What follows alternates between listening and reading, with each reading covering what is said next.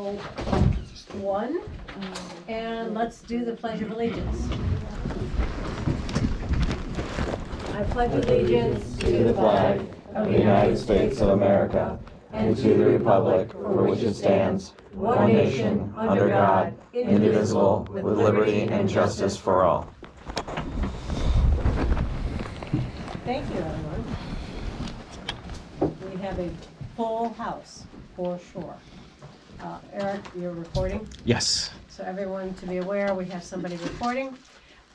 Moving on, public comment. Do we have any public comment for tonight? Dan.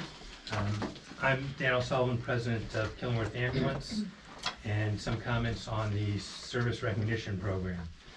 First, I want to thank you, First Selectman Gorski, for your support and leadership on the project, particularly coming in when the project was so close to completion.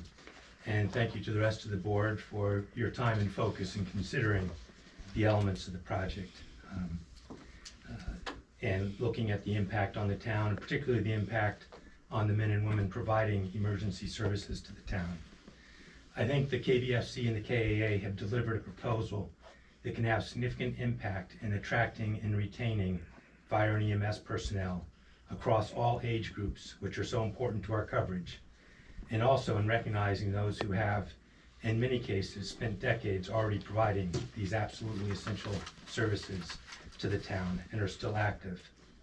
We are at a point in the process where there is enough information to decide on the support of this issue. My understanding of the issues delaying a decision are the following. If they have shifted in the last few days, good, and my apologies. The first two, having a pension lawyer review the plan and the potential changes to the plan. And the second, having a pension actuary price the changes to the plan. I have several comments on these. The plan is legal, but clearly needs to be redrafted with or without changes to the plan. The pension committee has already discussed this and has had discussions with the plan actuary, whose firm provides these services. We need to decide on the changes before there is any point in doing a rewrite. The town has a pension actuary. He has reviewed and helped shape these changes. He knows what is legal and what is not. He has priced these changes. To bring in another actuary is a waste of time and money. With the transition in selectmen, it is possible you are not aware of all that has been done and the resources already devoted to this project. Neither the lawyer nor the additional actuary are necessary. They increase cost, duplicate work, and delay things. Even beyond the duplicate effort, bringing two new resources up to speed is a waste of time and money. Next, they need to have a lawyer pin down the necessary steps for approval of the changes. I agree this is needed. This is why the pension committee has been asking for this clarification for over a year. It was a takeaway from the December and February Board of Selectmen meetings at which this was discussed. It is needed for implementation, but it is not needed for the Board of Selectmen to decide if they want to support this proposal for the budget process. Finally, an auditor review. My comments need to be more general here because it is not even clear what is intended by this. However, an auditor review is not a go, no-go input item. An audit may make recommendations on how the plan is administered, but it is not going to say you should or should not do it or what the cost is. Any auditor review is really an ongoing plan administration issue. At a stretch, it could be an implementation issue, but it is not an approval issue. I respectfully request that the board approve the proposal, get it in the proposed budget, and expeditiously move to get it implemented by 6/30 with an effective date of 7/1/21. Thank you. Thank you, Jen. Anybody else? Comments? Eileen? Yeah, before I have something to say about this too, but I also wanted to bring up, because I know later on you're going to be talking about the Economic Recovery Committee and their recommendation, and I just wanted to point out, whether you know or not, that they had a special meeting, I guess going on 2 weeks ago, and at that meeting, they had a special meeting so that the committee itself could come to a decision whether they were going to recommend any use of those federal funds for this year. And I think it's important that the Board of Selectmen know that at that meeting, everybody had equal opportunity to speak, say anything that they may or may not want to. which there was very little discussion, it was actually a relatively short meeting because everybody came to the same consensus. And just so that you know that the recommendation that came before you for $561,000 in change was voted on by everybody and voted on unanimously by everybody. And also, I'm sure that you know that 2 members of the Board of Finance also sit on that same committee. So I thought that was important to know, just as a reflection of that meeting. I also have something that I wrote because I've been to quite a few meetings in the last couple of weeks and I want to make sure I had all my thoughts. I wanted also to speak about the first responder pension plan. And we all know that this started, in my opinion, because of the failure of past administrations to give the first responders the attention they deserved. It started when it was brought to my attention that the life insurance benefit was cut in half for members older than 70. Though the reason for the cut made sense, but the fact that it was just cut and not replaced by something else was unacceptable. It became more alarming that the fact that 33 years had passed without a revision or even a discussion. And, you know, I reflected on the number of salary increases and sick payout and medical benefits, and even that the employees of Town Hall have a higher pension, higher percentage of their fund pension, higher percentage than the first responders. And again, even that should be warranted a revisit to this pension. Needless to say, the process started almost 2 years ago in hard work to develop and update the plan that fits the needs of both the fire department and the ambulance. There is not a member of the Board of Selectmen that understands or should have a say in designing this program. The decades of service gives them the right to make the determination of what will help to incentivize and retain their members. I also wanted to point out, and I hope many of you saw this was in the crier this past month. And what I highlighted is that there were 424 calls in 2021, which is up by 9%, which of course is remarkable. But what I really noticed was the service. Mr. Bauer, 39 years. Mr. Darren, 44. 30 years, 35, 40. I mean, incredible. But also the response to calls. Mr. Judge, 263. Mr. Knockwood, 255. Mr. Bauer, 210. Ben Chassie, Kevin Doherty, who are 2 of the young members, 22, 23 years old, 125, 118 calls. I've attended many meetings in the last few weeks, and I find it interesting that not a single other group or agency have been scrutinized the same way as our fire and ambulance. I have heard Board of Selectmen members literally tell our chief that he needs to be prepared with specific examples as to why certain things in his budget have increased, as if he should have to justify any increase in supplies. I sat and listened to Board of Finance members offer additional money to one agency, though they didn't ask for it and were very clear they didn't need it, at the same time, the same night, with a room full of firefighters and ambulance. They didn't get the same courtesy. They were not asked if they needed anything additional. I hear a motion for an arbitrary $10,000 to add to the budget, just in case this particular group needed anything during the year. Completely random number. When the motion came for the pension money to be added to the budget, that same person voted no, because there was not a clear number. How does that make sense? What's good for one obviously doesn't work for all. Your chief, that same night, told the room that he had a freeze on his budget, and not a word from a single Board of Finance member. Not one word. Nobody reacted to that. I reacted to that. There's no reason that the money was taken out of this year's budget by the Board of Selectmen, except to send a clear message that you intended to delay this plan. What are you asking? What you have been asking for has been answered more than once. The commissioners and the ambulance have signed off, and it's time to stop this. I don't see this level of scrutiny with anybody else. And I look at simple things, like when Walt comes to you that he wants to buy a $200,000 truck. You believe him, you trust him, he's done his due diligence, and you go ahead and you buy the truck. No different than any other agency. They do their work, you trust that they've done their work, and you approve their work. So why is this different? The bottom line is, we as residents of this town should be very proud to endorse an enhancement to this pension. They have done their due diligence, and it's time this gets approved. And it gets improved in time that this can be retroactive for this current year. Thank you. Thank you, Eileen.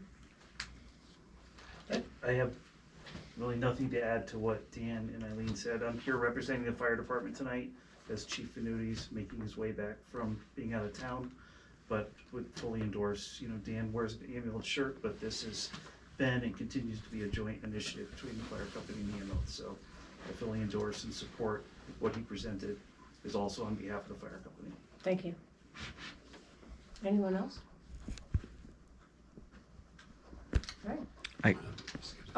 I just wanted first to say thank to all the first responders, firefighters, EMTs in town, for all the hard work that you do. I'm new to town, but just from lore and tale, you guys are quite an incredible bunch. So I really hope things go in your favor. I just wanted to bring up one topic from the last Board of Selectmen meeting that Jamie, you brought up about sustainable CT. So I was interested, and I kind of went through it, and I was just curious because you were mentioning like composting. So I just did some like digging to see what else is in there, and you were mentioning if we choose to do this, there needs to be a resolution, and then the resolution kind of rolls into a sustainability team that will kind of look at the needs of the town. So I just kind of started just digging into what it was all about. And, I did have some worries because things like this always sound kind of, there's this allure to them, like I'm going to be doing, we're going to go green, we're going to, do all these things, we're going to, help Mother Earth.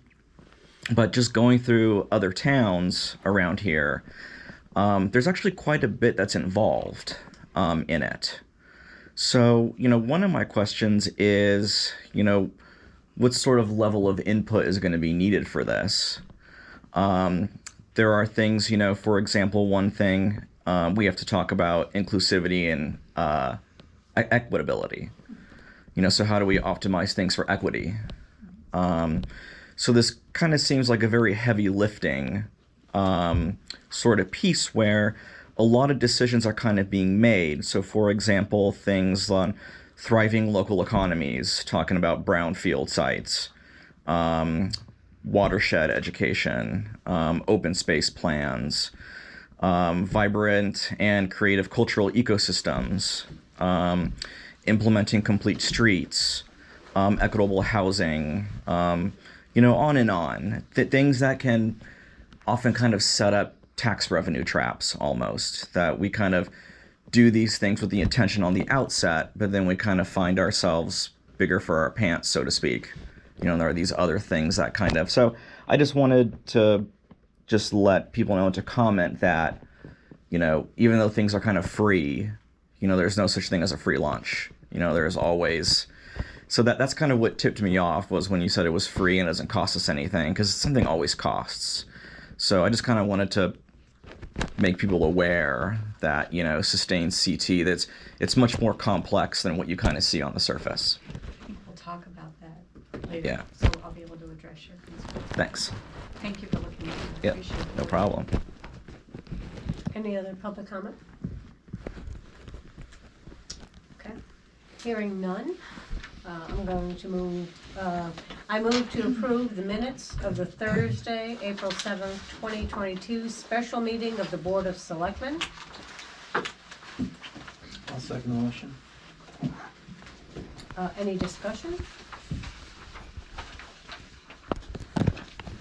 In the minutes that say there's an attachment.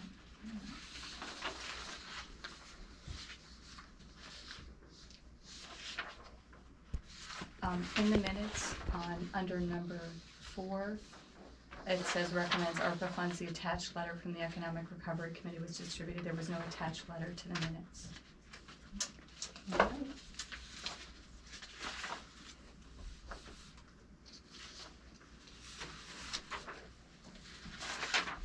Good catch. Yeah, thank you.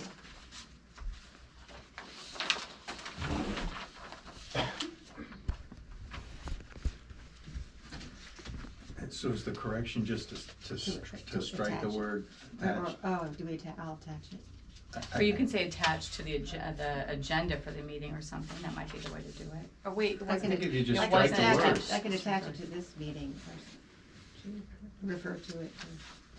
It's always Well, available. the attached letter was distributed, so we make that an attachment to these minutes. Okay.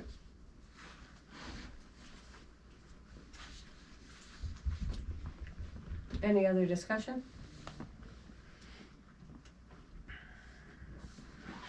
I think you should just strike the word. Yeah, Then you that's just say the true. letter, Because the the letter letters was are- distributed and discussed. That's what happened. Oh, that's true. Yeah. That's true. Okay. All those in favor of approving the minutes as amended, say aye. Aye. Okay, moving on. Refunds and abatements. I motion to approve 5 refunds and abatements, all for overpayment, and allow them to go their normal course for refunding. Second. Any questions?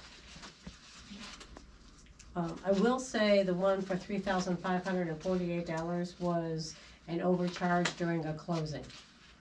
That's why it stands out. So, all those in favor, say aye. Aye. Aye. Gina, fiscal year 21-22 budget report. Any updates? You have the information that I sent you at the beginning of the month. Be happy to answer any questions if you have them. Any concerns in the budget? They're highlighted in the operating section of the budget. I don't think there are any surprises. We'll be over in the assessor area because of medical leave. Town council is over, that's not news to anybody. Water testing, again, no surprise. Fuel, no surprise.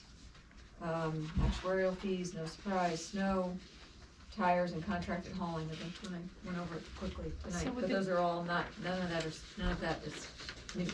So the town council's over by 32,000? This is next I year. don't have it on the top of my head, That's but not- No, I'm looking we're talking Next about year's. 21, 22. at, third time in the current budget, okay. Yeah, okay. I will say, and this was gonna be in my selectmen's comments, I did hear from the KBFC that they will be overexpended this year due to increased costs for truck maintenance, apparatus repair, and medical supplies. They're not prepared with a number yet, but there'll have to be a transfer at some point. Do you have the ballpark? I do not have a ballpark, It's gonna, would you like me to? of course. Yeah, I mean, we were looking like $20,000. And I know you did a freeze early on in the year because you knew that the costs were gonna go up because of just supply chain issues, et cetera.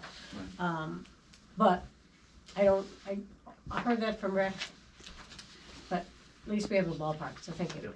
Does that include the replacement building thing? The replacement? No, Conex No, box. That's That's an us. Oh, addition. no, That's no, us. that's us. capital. This is just operating. I did not take it out of The lights capital, on. by the way, that was one of the concerns. That I didn't take the Eagle leasing, Yep, didn't take it out of capital. I think part of my logic was that it was never part of that capital line. I okay. don't think. No, it wasn't. It Right, was, because we right. thought it was a town asset, so, thank you. Okay. Any other questions? All right, moving on to new business. I do have a question. So our actuals for this year currently for the town council fees are over 62,000 and the year's not done. You're not looking at. I know, but I'm talking about the current for this year. I know we're looking at, I'm going to next No, but year. what you're holding in your hand is not gonna show this current year. Right. For 22-23. Okay. Right, I'm talking about 22-23, and the budget is for $30,000. That's where I'm going. Gotcha. So my question is, if we're at 62,000 plus for this year, is 30,000 realistic for next year? It's just a The blip 62 because, was an aberration. because of the Yeah, I would hope it was just loss. a, So, okay. So when this happens, have we had a history of that going up like that before? I'm just wondering, because that's a sizable sum, if we yeah, should we be looked setting at, money we aside. always look at a 5-year average and a 10-year average, and we take out the highs, and, you know, it's not as, I think it's almost more difficult to predict than the snow budget, really. Right. Because it all depends on what happens in a given year, but I still think it's a reasonable number. Okay, thank you. Any further discussion? All right, new business. Board of Finance review of the final preliminary 2022-2023 town budget. Good evening, everyone. Do you guys have our revised, okay, so, we did a number of small changes. Selectmen gave us a budget that was flat, I would call it flat, it was $85,000 over last year. We cut it down so that it's 4,800 over last year, or at least we thought we did, I'll get that in a second. We took out $4,000 for the town clerk due to we reduced anticipated charter revision expenses, not expected to be done. We added $4,000 to telephone. We took out $8,905 for trooper OT. That's basically on some historical numbers we looked at. We support whatever OT the trooper needs, but it really hadn't spent that much. And a theme the Board of Finance in recent years has done, we've tried to do our best to not needlessly tax people if we think an expense isn't supported, or, which I'll get to again in a second, if we think an agency or group has previously taxed dollars that they can apply to the upcoming budget. A big one, we took $458 out of the Valley Shore Emergency Communication line. Again, I'm not really sure why that happened. I think it was overpayment, underpayment, or something. It was $458. right from the horse's mouth. Yeah, after, so based on our meeting with Walt Adamant, we took $5,000 out of snow removal. I heard the comments earlier. I know no more about next year's snow than anyone else, but that's what we did. We took $5,000 out of the spot paving and curbing line.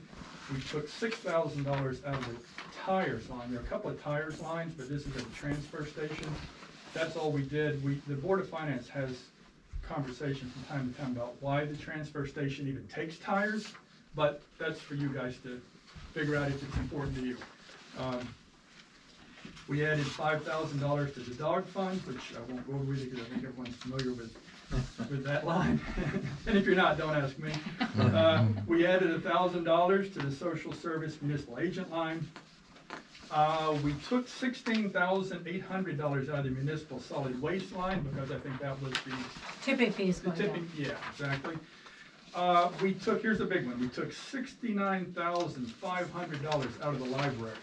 So we dropped down from $269,500 to $200,000. Well, why was that? Well, in our conversation with them, we found that they were holding, I don't know if anyone from the library is here tonight, but we found that they were holding a contingency fund of about $99,000 that was made up of various sources, including maybe some government funding and whatever.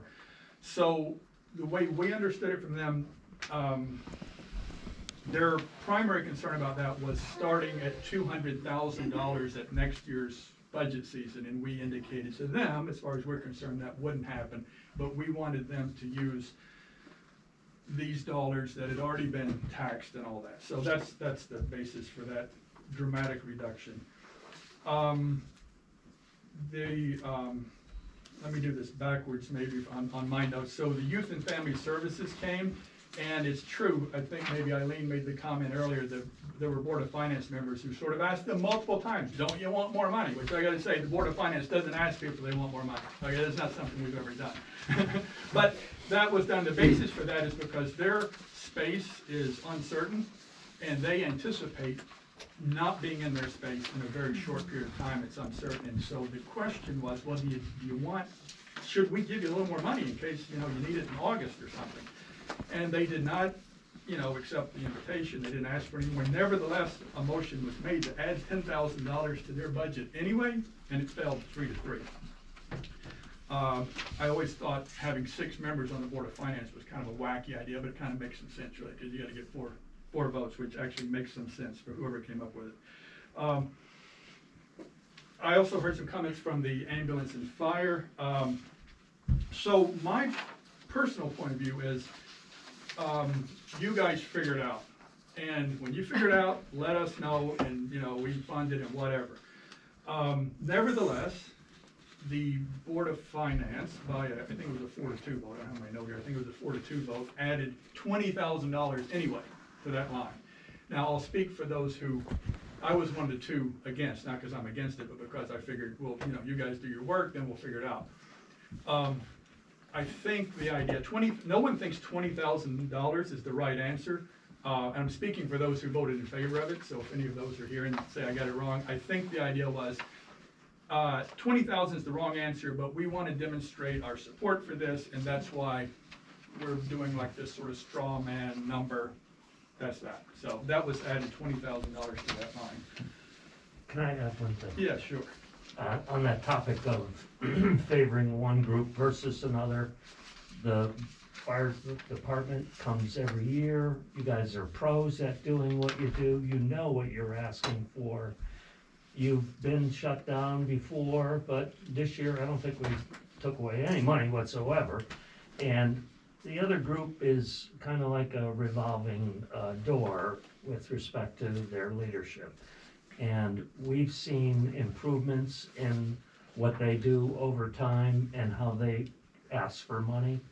But this new group looked like they were shell-shocked at asking for money, and it's much less money than the fire department. So we like the fire department. Everybody in town wants their house to be, saved if it's a fire. Please don't take it.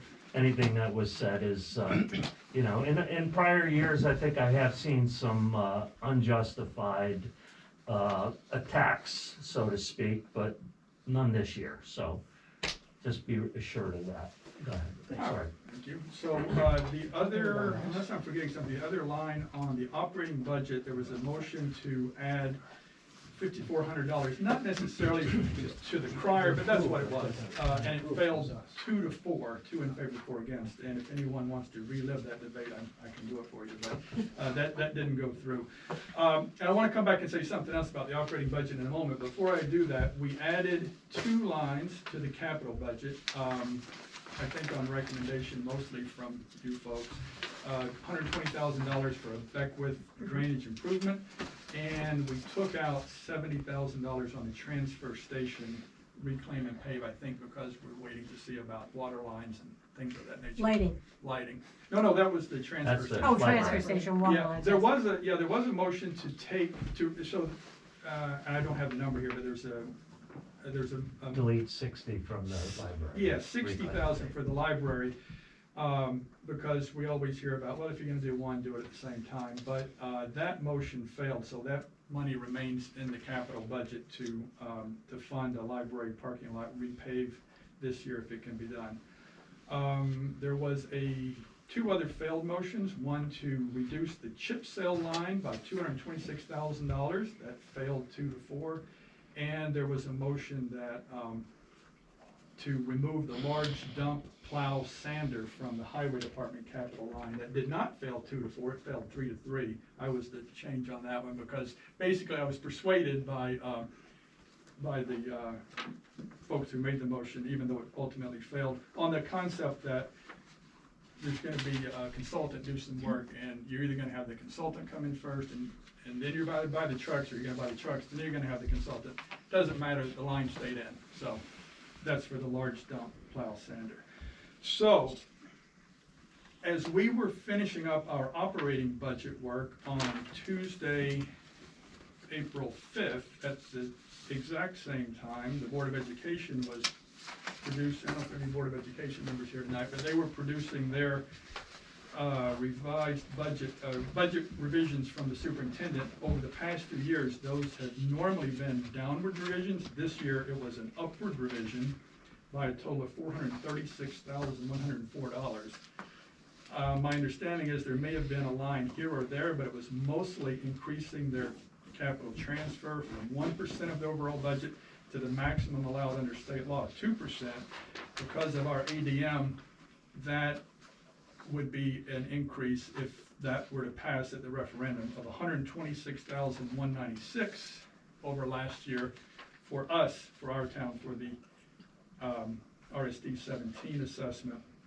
So that takes the flat budget to plus, 130,000 plus or minus on operating. The capital, with what we ended up with the capital, with the funding sources that we sort of know about, if we can know about such things, that leaves us with a shortfall of 1.4 million.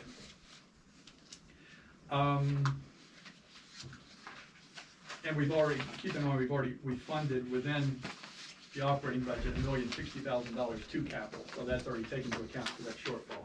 So we are anticipating, so what are we going to do about that? So a lot of things are out of the control of the Board of Finance. The school budget's out of our control, state funds are out of our control. All these things are out of our control, except we have to set the mill rate. So great. So we're going to set the mill rate at some point. What are we going to do? Well, we'll see what happens. But we're anticipating that there will be some ARPA funds applied to the capital budget. I know there was a recommendation of 561,000, I think. I think there's also been some alteration to what is allowed for a town like ours, and what we can do. My understanding is we could just sort of not target the money to this project or that project. We could just sort of take it because we're getting less. I think the figure might be $10 million. We're getting less than $10 million, and we can just sort of put it to capital so long as it isn't used for a few things that we wouldn't use it for. And that would be, that's not something the Board of Finance voted on, so I'm doing some personal lobbying now. But that is one way or the other. We're anticipating some ARPA funds that will be applied to the capital budget, whether it's 561 or some other amount. So, questions? Yeah, when you were talking about the school budget, and forgive me, there was a lot of numbers being thrown around, with the increase, did you contemplate the money that's being returned from a couple of years ago? Yeah. Can you kind of explain that and how that's going to work? Well, maybe. So we have two sort of, we'll call it return. I'm a words guy, not a numbers guy, so we'll call it return. So one return, we often have an audit adjustment. And so this year, and maybe Gina can pop in if she wants, there's some, for some reason, the audit's usually completed by now, and we know whether we like it or not, we know to the penny what our audit adjustment's gonna be. We don't really know for some reason this year. I'm not sure all the reasons for that.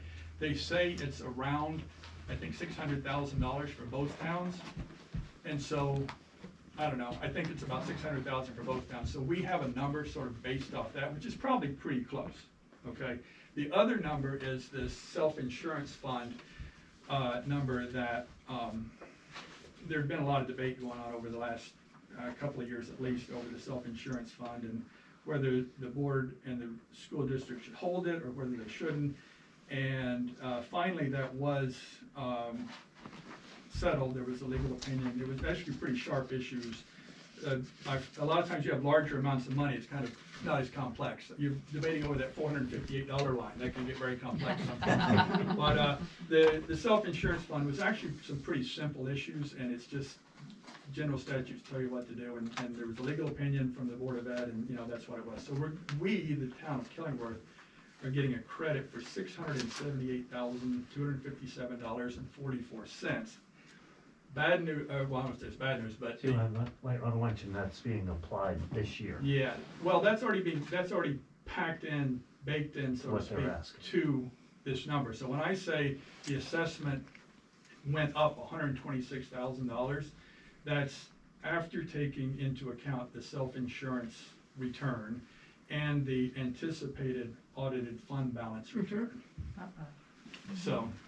Correct. Yep. So the school budget I think it started out at like a 5.34% increase without these, Capital and without. Returns. with all of this. If you wiggle that into the numbers, it's down to 2.34, but essentially the budget has almost absorbed the amount of dollars that was coming back to us. More than, Yeah, so, I mean, you know, we probably, the self-insurance money should have been returned to us previously, but it wasn't, so now it is, so that's good, I guess. But it's, you know, again, I think I made this clear in answering your question, but that's already factored in to this. I don't know, I think we're meeting tomorrow night, so we get to come again tomorrow night, but, I think that, Suzanne Sack from the Board of Ed is gonna visit and talk. I'm not sure, I did have a conversation with her recently, I don't know what the plan is for that extra $400,000 of capital for this year, so maybe we'll find out tomorrow night. Where are you tomorrow night? Here, in this Here? room. Okay. And the school budget referendum is May Third. 4th, May 3rd? Yeah, May 3rd, I think.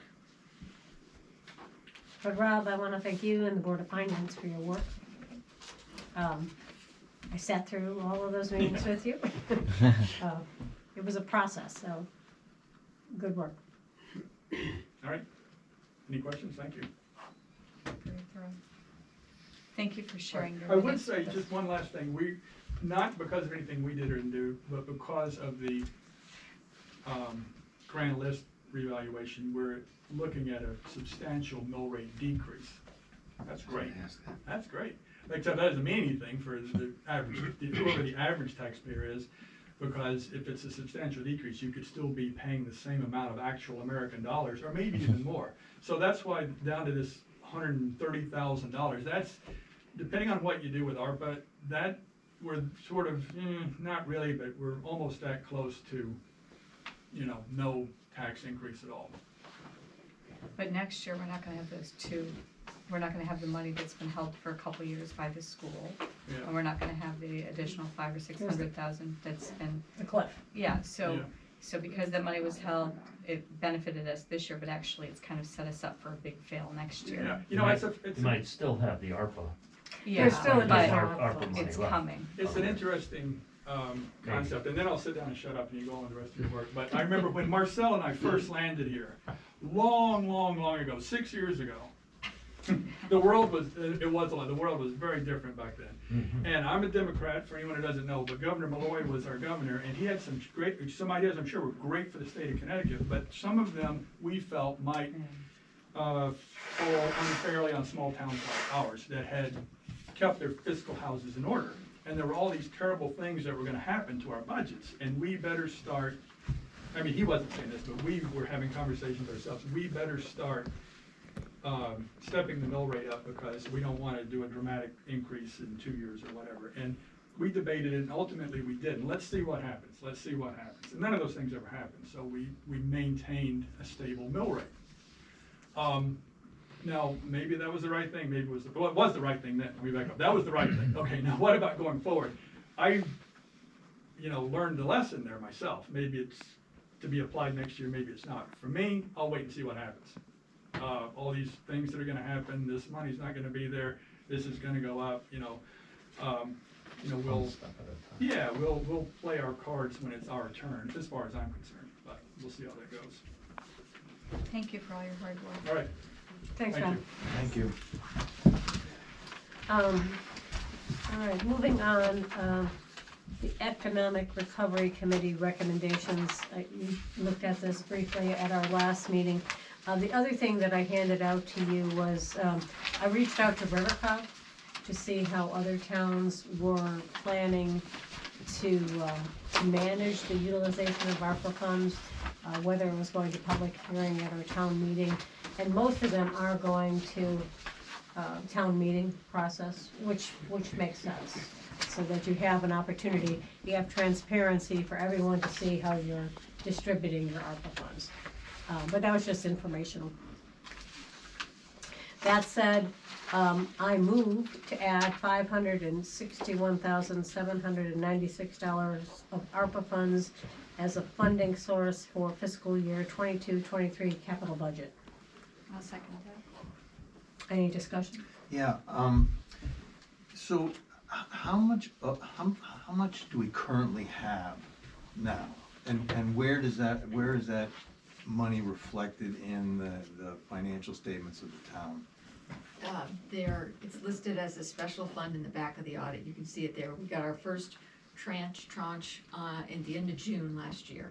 We expect the second one the end of June this year.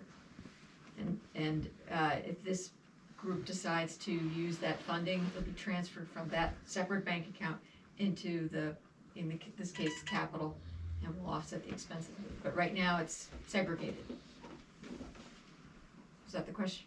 I guess. I mean, I would feel more comfortable that if that has been brought in as revenue to the town, that it's reflected in the town budget, even if it's not allocated. It's reflected in the town budget. As an income source. Well, we were not to the general fund, which is what you see when you see these budgets, in the Yeah. general fund. We were specifically instructed not to do that. By the state and I would assume that the state took their instructions from the Treasury Department, but the auditors also recommended. And I think most of us did it because it came in at the end of June, and everybody was like, what are we gonna do with this big pile of money? Everybody opened up a separate account. Are you asking because you think it would be helpful to have sort of a running tally of what's there? Yeah, Could we? yeah. I Could do we provide an accounting, essentially it's just interest to the economic recovery. I could just share that information with you each month too.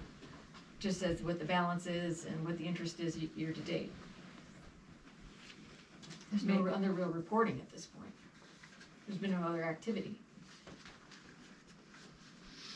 And it is reflected in the audit. So if you know where to look, you can see it, but it never went into the general fund, so you wouldn't see it in that. It's in a total separate account. But with this motion, we would move that 500, Next year. and we're covered for all of that. There's still a little excess, correct? We're covered. In other words, the first tranche was a little bit more than that. Yes, 500. 900 and something, yeah. 949, I think.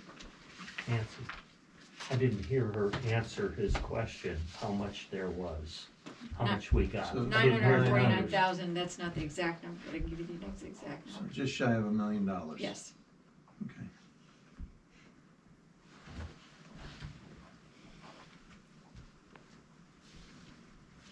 Any further discussion? So what are we getting for interest on it right now? Not much, not much. How much are you getting in your checking account? All right. All those in favor say aye. Aye. Aye.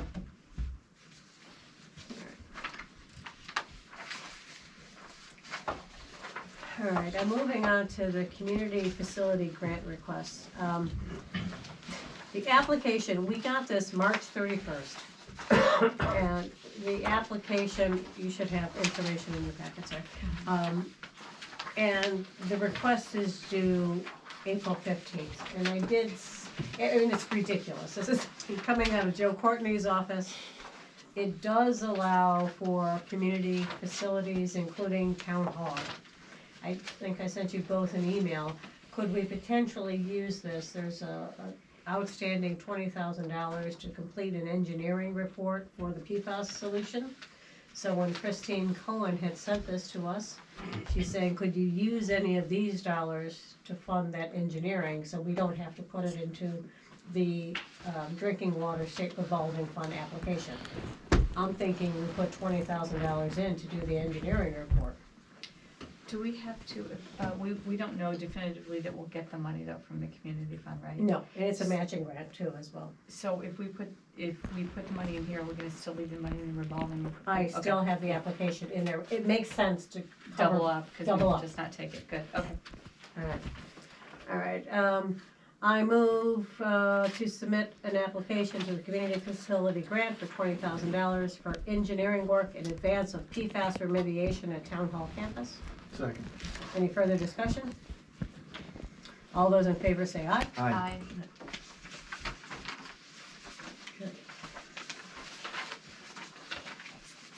April 15th, here we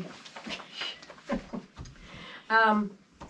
Killingworth Inn, Jay Berardino. Yeah. Hi, everyone. Thank you for giving me some time on your very busy agenda. My name is Jay. Last name's Berardino. I'm a real estate developer. And I fell in love with the Killingworth Inn 50 years ago when Mrs. Winkle scowled at me coming through the front door as a newcomer. And I've had a love affair with it ever since. I did not buy it to maintain it originally. I thought this is a real good commercial property. I'm a university trained appraiser.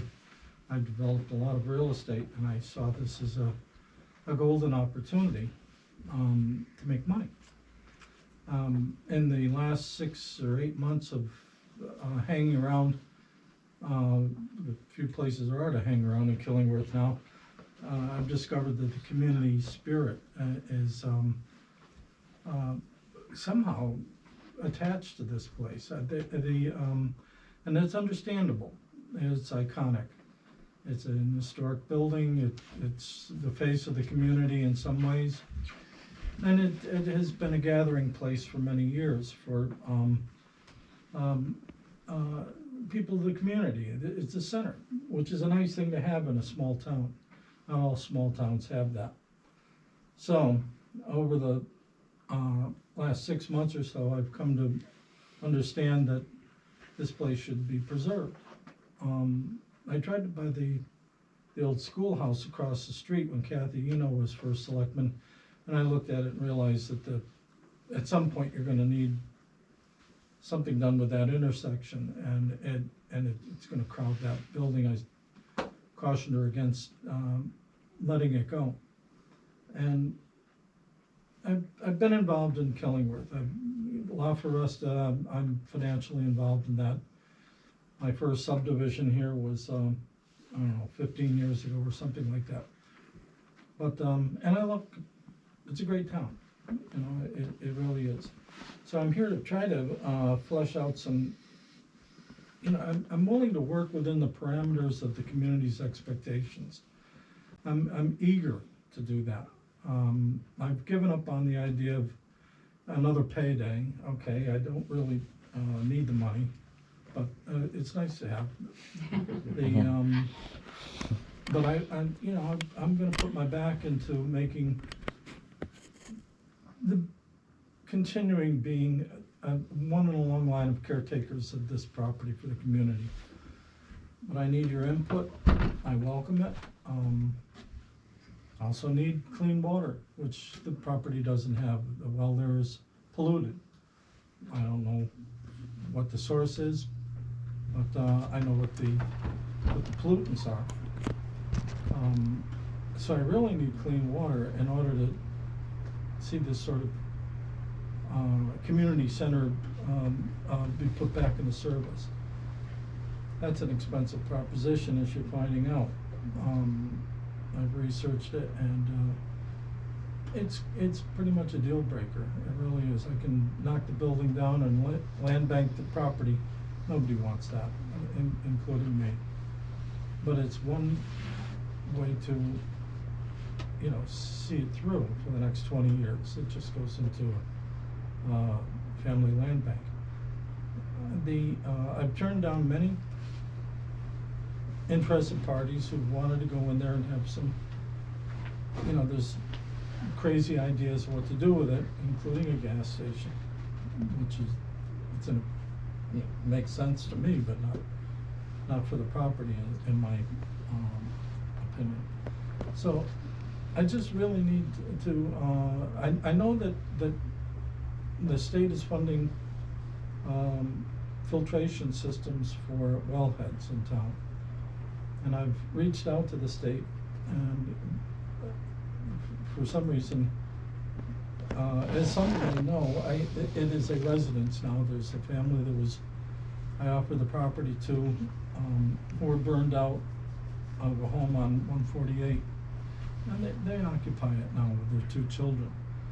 And Connecticut Water Companies stepped up to the plate and bringing in tanks of water, so these people have safe, clean water.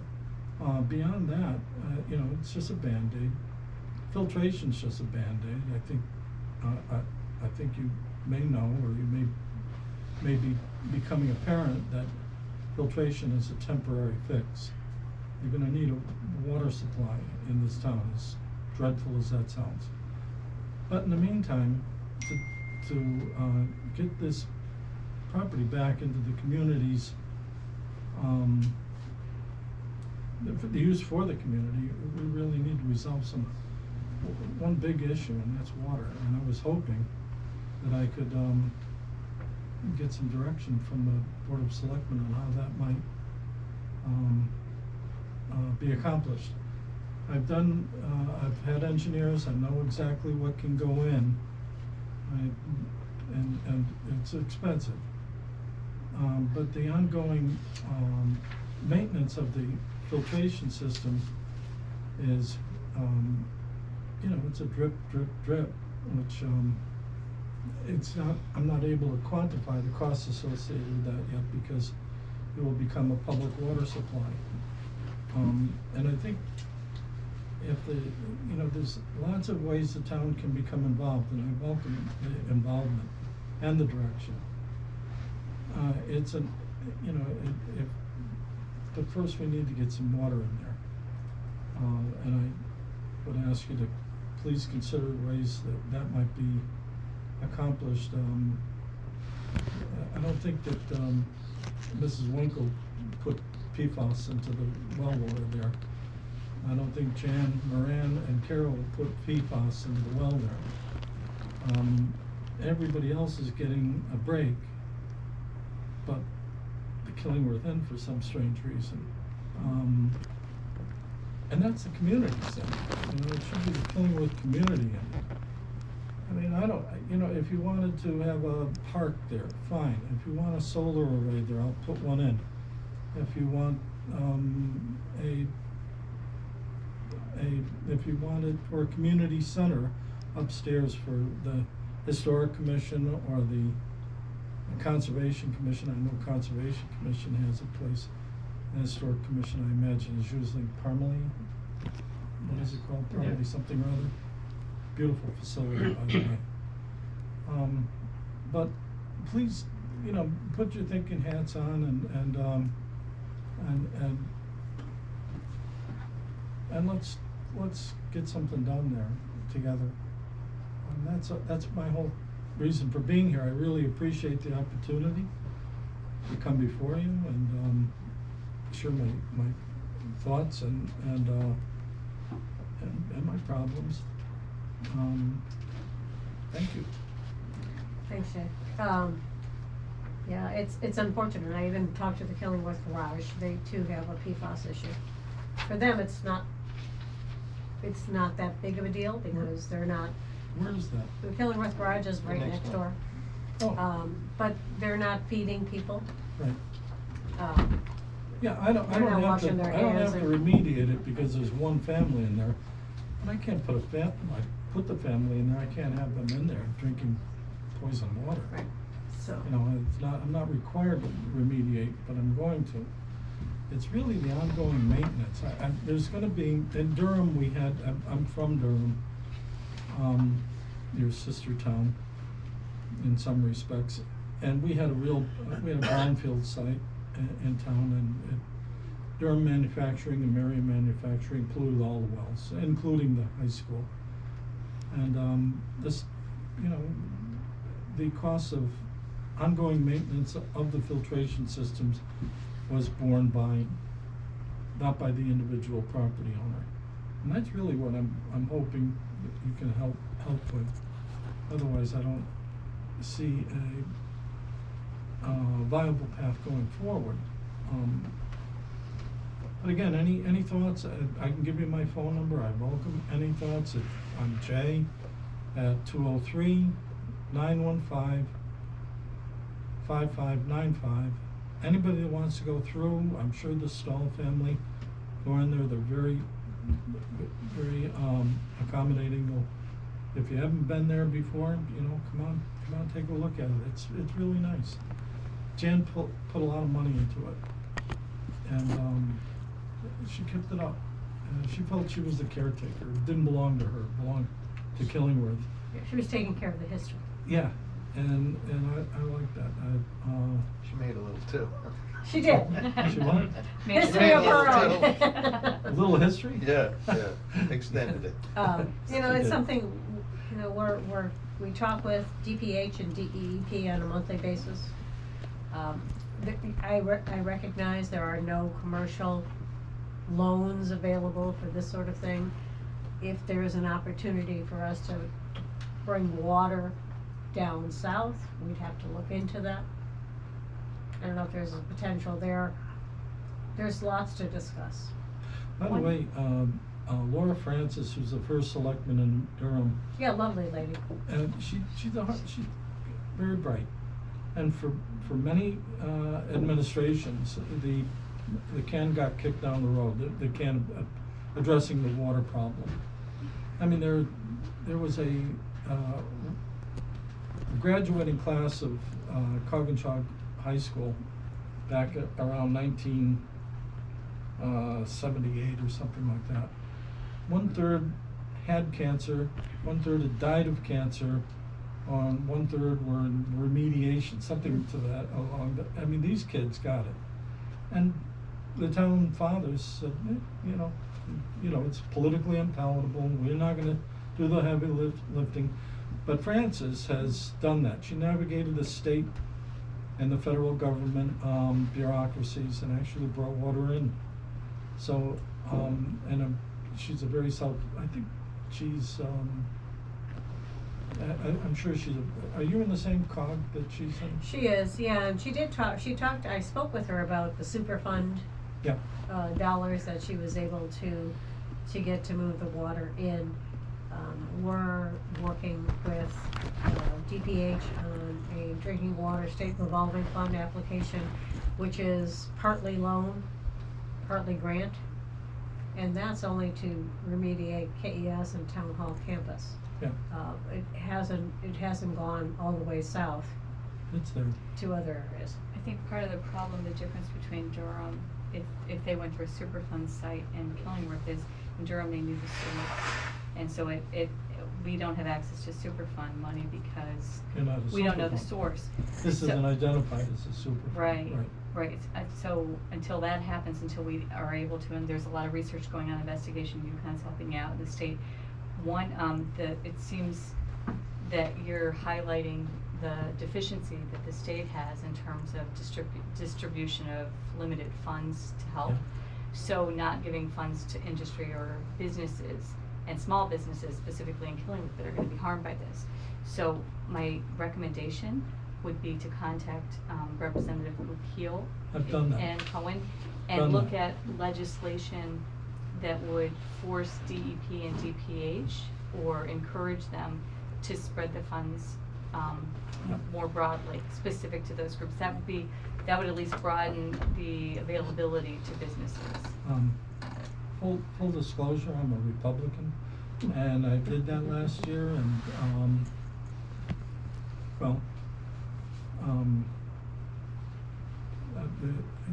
it would be very nice if they would respond. Yeah, I'm writing it down as well. I think they might respond to you a lot. You know what, I'm not even a resident here, or, but you own property here, You're a and you're taxpayer. a taxpayer, so you I'm a are. caretaker now. Yeah, but, This isn't what I expected. but we can see Yeah. about getting you Yeah, connected I've with. navigated the state and federal bureaucracies. I'm executive director of a nonprofit housing development corporation. Built a lot of I've been in a partnership with HUD, with the state of Connecticut, most of the small cities in the state. And I know what's involved, and it's gonna come down to people like the two that you've just mentioned, of course. And it's and any kind of help that the Board of Selectmen can offer Yep.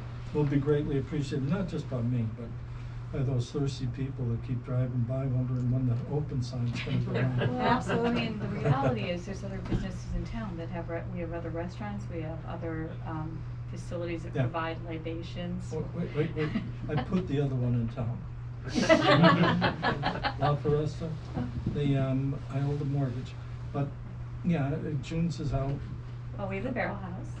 Yeah, Barrel House. Right, okay. and Andy's does tea and coffee, but, you know, Yeah. but in any event, they're all things They're all that set. rely on water, so. Okay. I'm talking about thinking- Superfund, I'm though. thinking, I'm thinking Bloody Mary brunches on Saturdays and Sundays with your friends or mimosas. I mean, Yeah. some As long as you look don't like use mimosa water. people. No, Bloody Mary. What? Bloody Mary. Definitely Bloody Mary. Okay. So on the Thank you. Superfund aspect, DEEP will start investigation, they're gonna start drilling boreholes in and around town campus to understand where the PFAS is. So that's a start. Once we understand the scope of the PFAS, Yeah. what they think is ground zero, then they'll start looking to see how they could contain that. That's, Department of Environmental Protection and the Public Water System, the bureaucracy that oversees that, they lost all their top people. They've got a lot of young people. retirement, yes, absolutely. Which are deer stuck in a headlight, you know, they really haven't and they're bringing some of them back on contracts, so they're getting paid twice, but that's okay if they can help us. But, yeah, it's gonna be a very long process. In the meantime, you know, nothing can go forward without water there. And I'm just looking for that Band-Aid, Right. help with that. I don't mind, you know, coming out of pocket, for the installation of it. But the ongoing maintenance of it is, I don't even know what that's gonna be about. I don't know if anybody does. When you say installation, do you mean for the Band-Aid approach you were discussing, the filtration system? Yeah. Okay. Yeah, I've already had my engineers design it. It's up before, it's already been before, Public Water. The application's been put in, it's being resubmitted probably tomorrow. And I'm ready to pull the, trigger on that.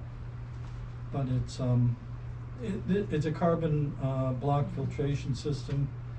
It's a very, big one, because it's gonna be, satisfying the requirements of a cafe and also, residences upstairs.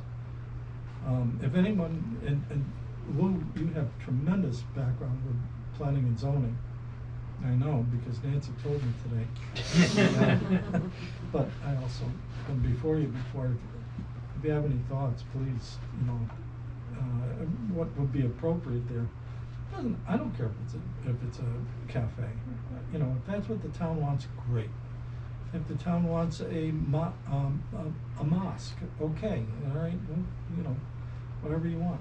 But, just help me out, you know, give me some direction and maybe, a puff of wind on my back, that's all. Okay, Thank you, thank you. Thank you. We'll do what we can. thanks. All right, moving on to old business. The updated MYCIP, listed as draft as of 3/28. This includes all the changes from the town engineers as well as Walt. And I move to approve the town of Killingworth multi-year capital improvement plan for fiscal year 2022 through fiscal year 2031. It's a long Second. time. Any further discussion? Does this reflect the changes that we heard of from the Board of Finance tonight? The only thing that it does, Beckwith is, I believe, in here. Okay, That's the big piece. and that's in here. Yes, it ties, the bottom line of year one should tie to what's in the capital plan, capital Okay. proposed projects for next year.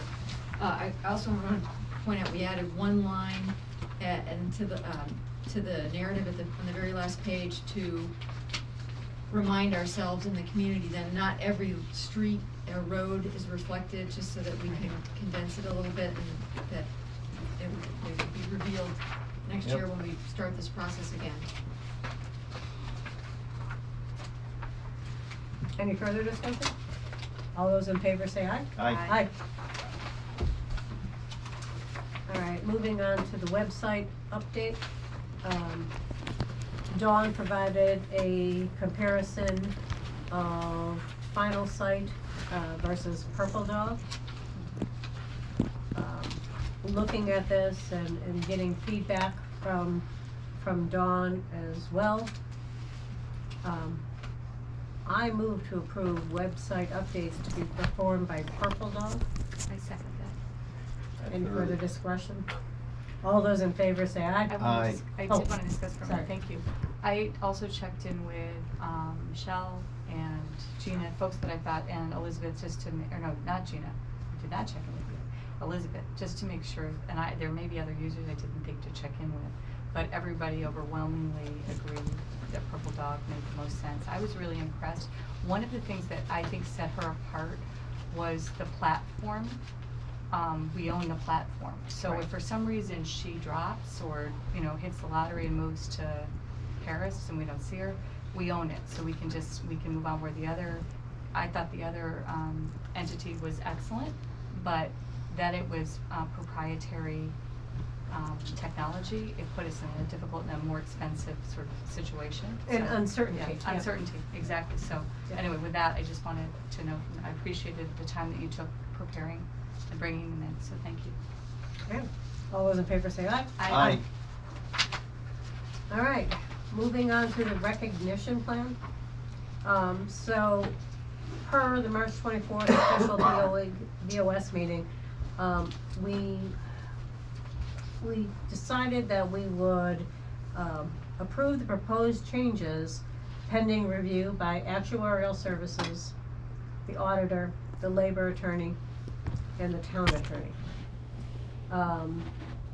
Starting off overall, I will say that there was also questions about the mill rate increase as a consequence of this. If you look overall, the total increase with the abatement and the pension adds 0.0173 mils to the budget. The actuarial work, you'll see here,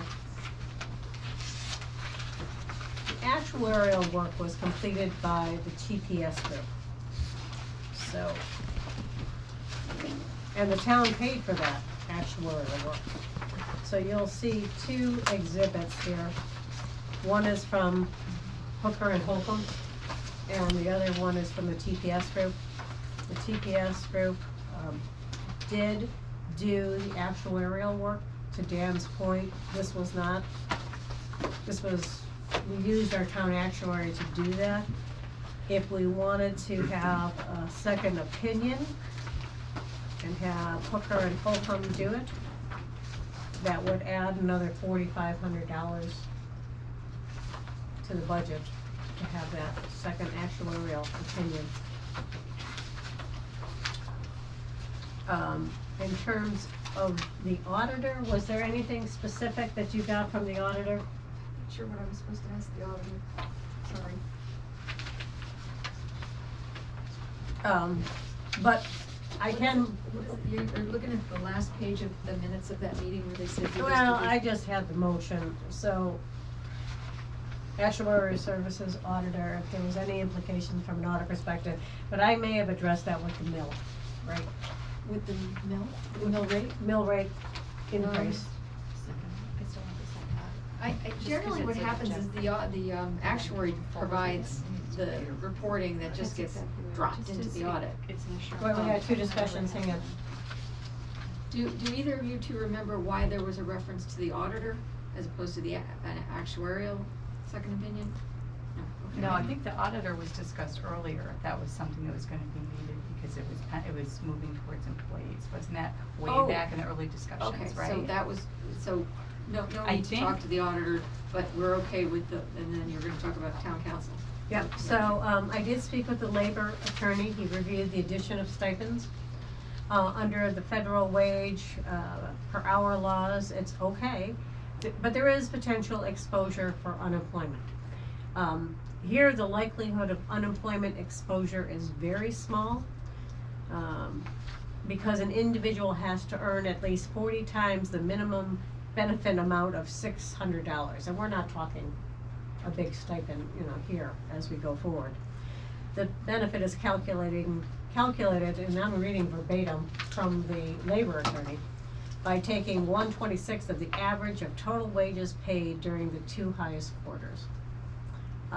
The chances of somebody taking the stipend and filing for unemployment because they moved out of town, pretty slim. And they'd get a check for less than a postage stamp. Correct.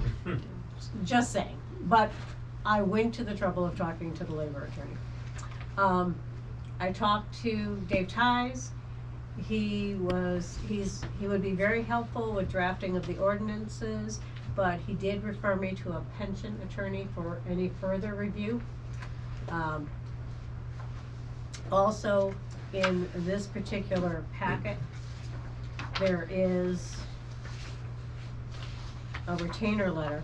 So, I spoke with Linda Urson, and she indicated that the pension plan document needs to be redone because it is currently structured as a qualified plan, which is fine for a pension plan covering the town employees, but not for a plan covering the volunteer fire department and the ambulance personnel. So her recommendation is that we rewrite that, and she estimated 10 hours and asked for a retainer of $3,500 to get that done. I think it's important we get that document I agree. in place. So with that, I move to allow me as the first selectman to sign the retainer agreement with Linda Urson. I'll second that. I would like to say though, I think, well, go ahead. Well, yes, no, discussion. Can I, while you compose your thoughts, the pension services group, I just wanna remind this group, and maybe Dan, you were gonna say this, has the software now to draft a pension document that's not, I say pension in parentheses, to design a document for volunteer fire and ambulance, specifically excluding all that ERISA language. And it might be worth finding out what they would charge, especially if this pushes us over the threshold that requires quotes, getting quotes. Well, it's 3,500. 3,500. That's the retainer. But she did estimate 10 hours. But how do we figure out what total? If I can, she doesn't, has the plan, but as you pointed out, the plan document currently has all kinds of boilerplate language that has nothing to do with our Correct. plan. The actuary knows the plan, he knows the changes we've talked about, and as Gina said, they have software to draft it and to draft it specifically to our plan, taking out all the boilerplate so that somebody looking at the plan could actually understand what's involved in it. We should at least he get a also- quote, though, right? Yeah, at least get an indication from him. The other thing he indicated, as I came onto the pension committee and got this document that said old plan document and this other one saying new plan document, and I asked, well, which one's in force, and no one knew. And questioning that, he said on governmental plans, the whole process is much looser than it is on private plans. Which isn't to say, as a trustee, I want the plan redone, absolutely. It doesn't need to be redone before it's approved and we start moving forward with it. But it needs to be redone as a rapid follow-up to that.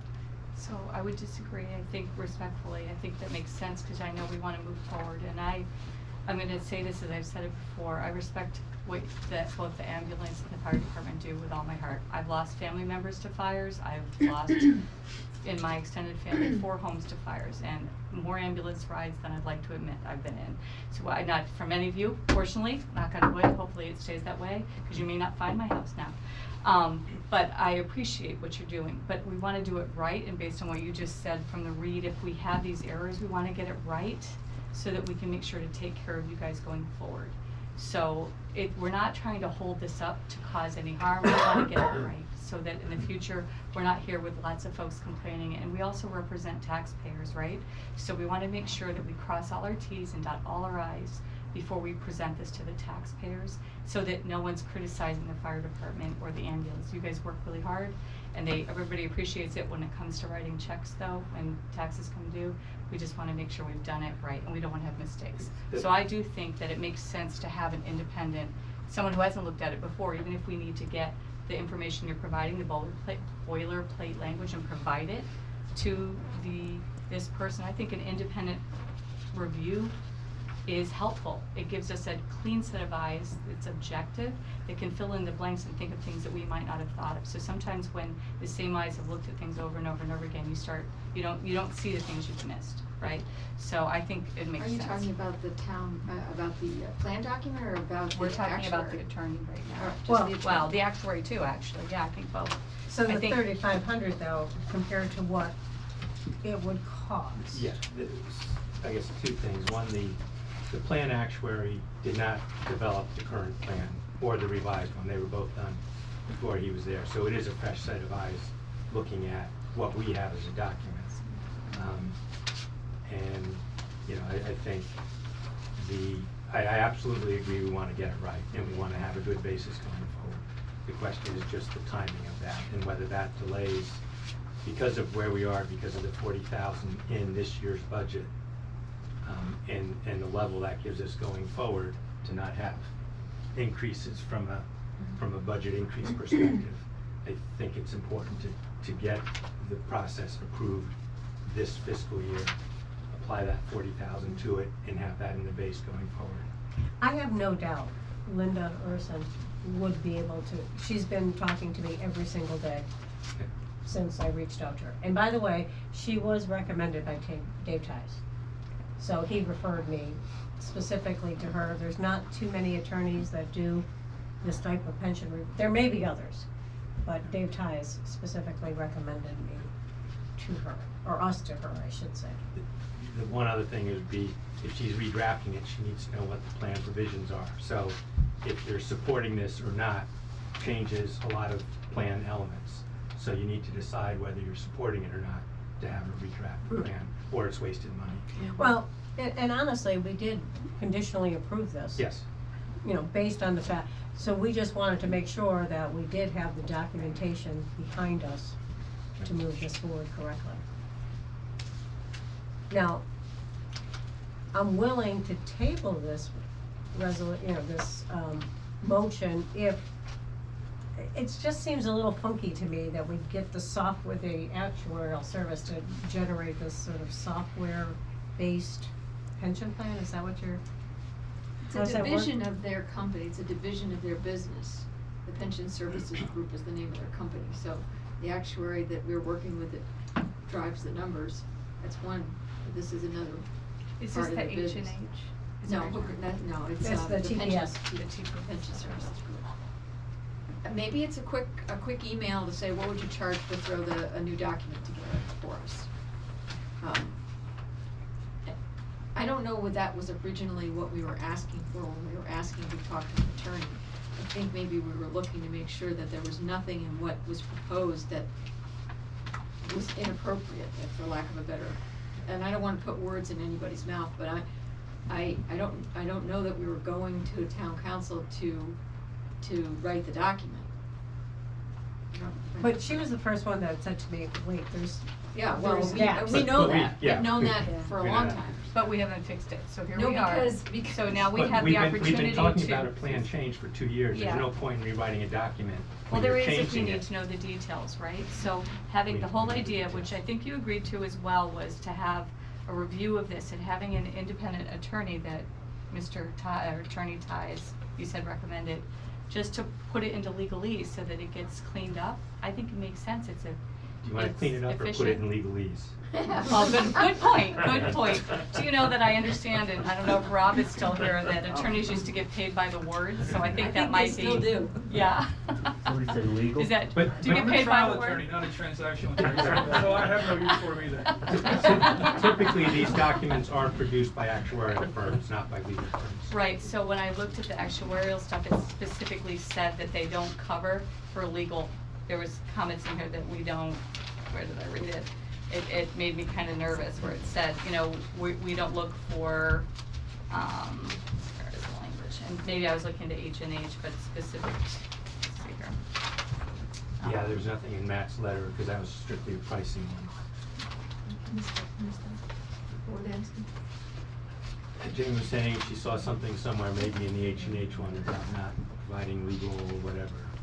But I haven't seen that. I know maybe other times. Yeah, anyway, I agree with your recommendation. I think it makes sense to go with her. I think it matches what's being done into, you know, this work has been done. She'll look at the work that's been done. Is that the idea? That's the Just kind idea. of give another set of eyes and fill in the gaps so that you have a tight program. Better to have it tight and done well, so that we aren't here in a year or two with more problems, right? Yeah, I just think you get a tighter document by someone that's been working on the plan for the last 6 or 7 years and understands what's been done and understands the discussion of the changes being made to that, than someone who comes in and looks at a document that we've known for years is not an appropriate document. I mean, they don't know the plan, they don't know the administrative questions, which Matt has worked with Gina on. They don't know the discussions clarifying the changes we're talking about, so. Well, what they will know, I'm just playing devil's advocate, right? Yeah, So, that's yeah, fine, I mean, fine. because I think we benefit from hearing both sides. What we will learn is the things that would become an issue that are maybe not clear, right? So when someone comes at it and doesn't understand, they ask questions that might not otherwise be asked and that are assumed, and that's when you get into legal issues later on, or financial issues, or things that we don't really understand. So anyway, I second your motion. Could I ask a question? In the last 30 years, have there been any issues, questions, concerns over the pension plan? I mean, it hasn't been changed in 30 years, right? There's, I mean, I don't know prior to the last 6 and the last X year, I don't think there have been, because not enough people understand what it actually is. Okay. There's only been one administrative issue, which is still an outstanding issue to be corrected, but we've pended that waiting on these changes to, because how, it has to be corrected one way or the other, but how it's corrected depends on what these changes are. So it would be clear, this is not really a pension plan, it's employment. It is a pension It's a plan. pension It- plan. It legally, it is a pension plan. Legally it We is, call but we call but- it a- But you want to do legal clarification, so I'm just Right, being yeah. legally clear. Yeah. This is a pension plan. And Well- it needs to be documented as that, Right, not. well, and that's what That's what we're really- trying to do. That's what we're trying to do with this attorney. First of all, I don't think we should have a secondary actuarial review for 4,500 if we can have the plan documented correctly. So This has already been done by the TPS group, but that's another part of this. So I asked from November and December for the any actuarial information until this week when these minutes are Friday. This was the first time I saw the actuarial letter that was provided or I would created in agree, yes. January. So we've been asking for it and asking for it. That's why we asked for this, for the actuarial, to go out for bid. Yeah, and Gina had it, and we've And just this, been really. honestly, And doesn't that's why read- after the last yeah, this special was- meeting, I said, why are you looking to redo this? Because we already have a letter from the town's actuary. Right. But it hadn't been shared with us, right? Yeah, So, no, so that was part of, and so that's why we Yeah. kept asking for it, because we were seeing bullet points with numbers that weren't, and this was the first time I saw the figure $585,000, right? So it helps, that's what we're looking for, to kind of get a sense of what it's gonna cost the town, because this is important to the firemen, it's important to the ambulance, it's important to providing service to the town, but it's also important to budgeting for the future and to the taxpayers.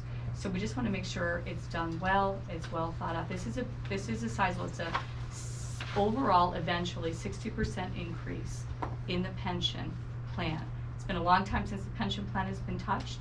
We have, as I understand, my predecessors gratefully, at least put forward the abatement, increased abatement a couple years ago to $2,000 for the active firemen who live in town. It didn't benefit the younger folks and the folks who don't live in town who supply services to us.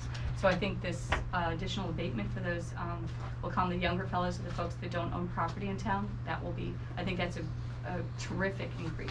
And as I suggested, going back to that original letter, my thought was if you want to get money into folks' hands right away, then, and the abatement works, why not just do a bigger abatement and not mess around with the pension plan overall? I thought that made sense based on what I had read from what you had written on the 18th. And I understand, though, things have a way of taking on a life, and it does make sense. Folks have been giving, I watch many folks get their pins for 15 years, 20 years, 25 years, 30, 40 years serving the town. But I do think that having a second actuarial look at this does make sense, because the current actuarial has been the town's actuary for how many years working on this program? About 6. I mean, he was on before I started, but my impression was not too long before. Yeah, maybe, when did you come on? 5 years ago? Yeah, so more than that, so maybe 6, 7. 7, yeah. And before, in the interest of full disclosure, it was Hooker and Holcomb before that. Was it? Yeah. Which There aren't. created, There's not a lot of them. No, in fact, No. the actuary before that, passed away, and so went all the records. So, Lou, we do have a motion on the table to sign that retainer agreement. Any comments from you, or should I table that? Or, any comments? I think it needs to be done. I think we should move the motion and get the ball rolling. Okay. All right, let's move that motion on the pension attorney retainer. All those in favor, say aye. Aye. Aye. All right, we'll get that part situated. Now, I didn't plan a motion for this, but we have the TPS group, and we have Hooker and Holcomb.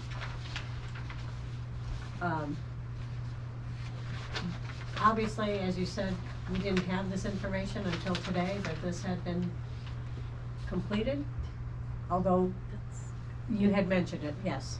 We and just sent it to you didn't send it a to us, couple yeah. weeks ago. Yeah. So,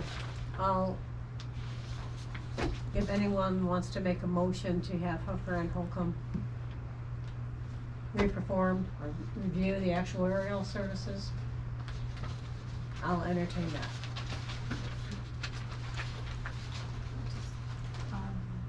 I'm trying to remember that one of these said, scope limitations. So TPS didn't have it, they didn't address it, but Hooker did. They had scope limitations where they cannot be relied upon to disclose errors, irregularities, or legal acts, including fraud or defalcations, I've never heard that word, which may exist with respect to your pension and other retirement plans. And I didn't see any sort of qualification for TPS, and I'm wondering if that's just standard language. You would know, you are an actuary, right? Is that standard language? I am an actuary. I have some pension background. I'm not a pension actuary, but Hooker and Holcomb is putting in boilerplate type stuff for a proposal. TPS was, in their ongoing role as plan actuary, was pricing plan changes, the impact of plan changes on the plan cost, which took it from 89,000 to 129,000, Right. which is a 45% increase. Yeah.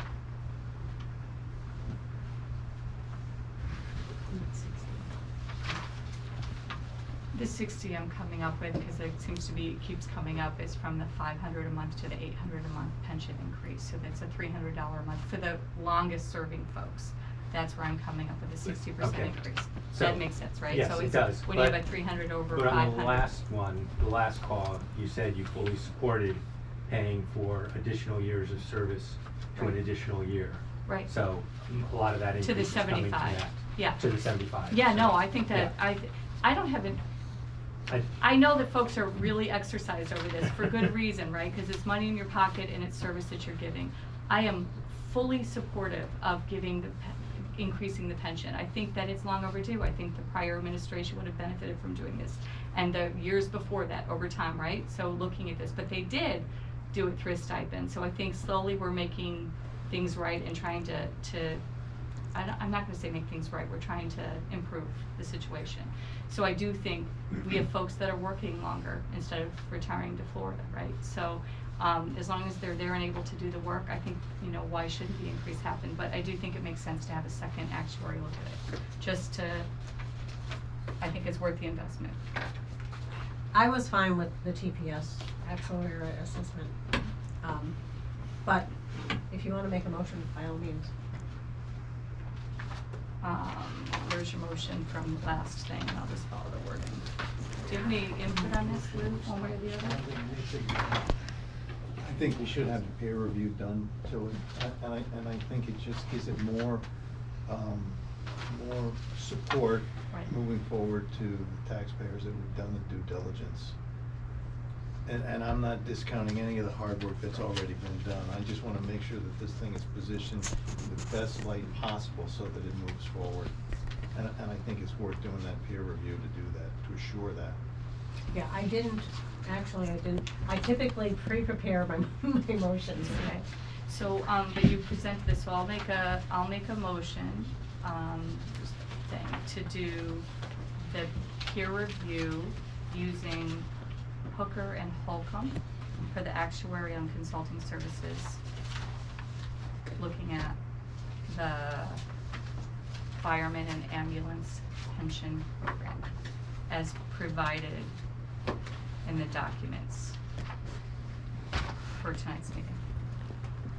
Any further, Did you get all that, Elizabeth? I'll second. Yeah.